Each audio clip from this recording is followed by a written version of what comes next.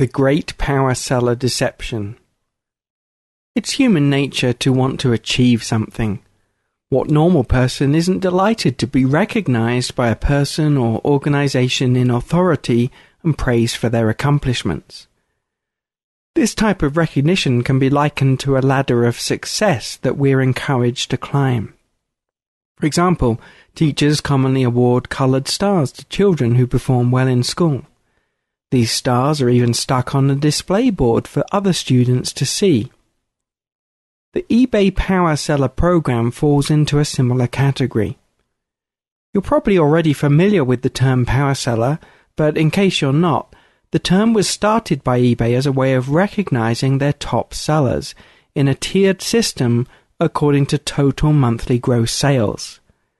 At the eBay Live events, that's the annual eBay conference, sellers can be seen proudly wearing an extra tag on their badge that identifies them as a particular level of power seller.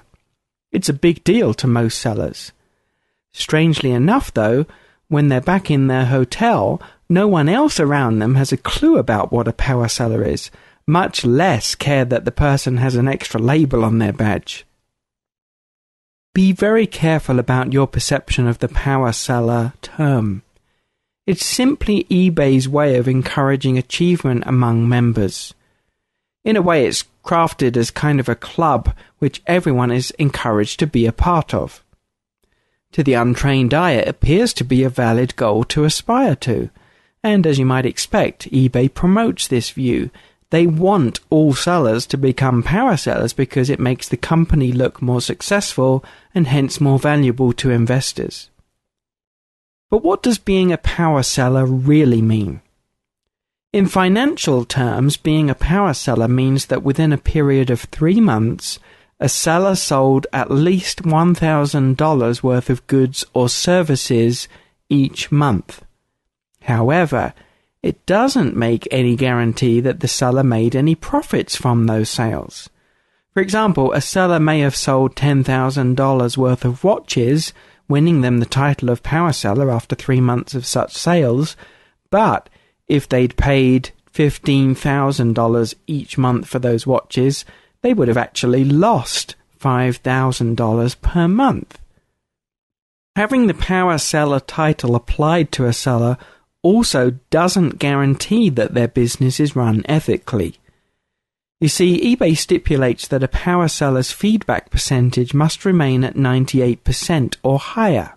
But even this doesn't seem to be strictly enforced. If a seller falls below that mark, they are commonly given time to improve. Now, although 98% may sound very high, on eBay, in real terms, that could mean 10 deeply unhappy buyers out of 500 transactions, and in my view, that is unacceptable. A 99% or higher rating should be easily achievable by any reputable seller. You only need to browse eBay briefly to discover countless power sellers with many negative feedbacks, so beware. As we've already established, it is human nature to seek recognition in what we do, and eBay makes the most of that natural inbuilt desire by offering and actively promoting the Power Seller program. Sellers are encouraged to work their way up a success ladder to reach the goals of each consecutive level of the Power Seller program. Although there are some small benefits as a result of achieving certain levels of sales, there is a very significant practical downside to being termed a power seller that most eBay users are completely ignorant of. So, why should you avoid becoming a power seller? Actually, there are several reasons to steer clear of the program. One of the reasons you do not want to be a power seller is that having that label brings attention from both eBay, the company, and other sellers. I'll explain. You may or may not know that eBay actively seeks out power sellers because they know that they are serious about selling on eBay, and by extension, they probably produce the majority of eBay's profits.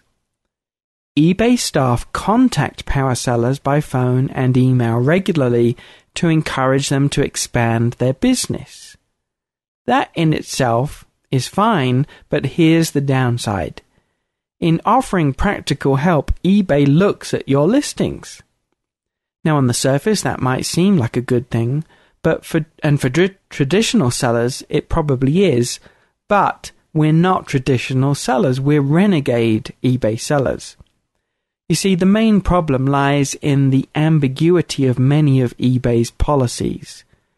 When you throw into the mix a wide variety in the quality of training of staff members, the net result is that some eBay staff are more diligent than others in asking sellers to correct what they perceive are policy violations.